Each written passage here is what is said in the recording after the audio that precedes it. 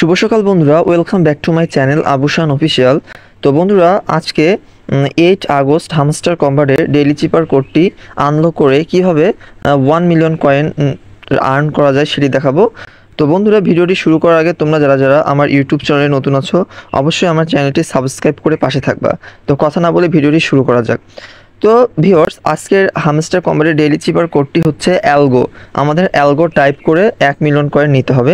তো প্রথমে আমাদের এ টাইপ করতে হবে। এ টাইপ করার জন্য একবার শর্ট ট্যাপ এবং একবার হোল ট্যাপ করতে হবে। ওকে, তারপরে পরবর্তী লেটারটি এল টাইপ করার জন্য আমাদের একবার শর্ট ট্যাপ, একবার লং ট্যাপ এবং দুইবার শর্ট ট্যাপ করতে হবে। তাহলে চোখের সামনে এল ফোকাস করবে।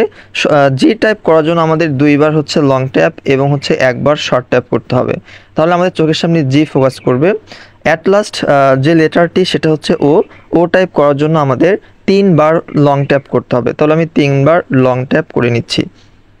ওকে, তাহলে আমাদের চোখের সামনে জি ফোকাস করবে।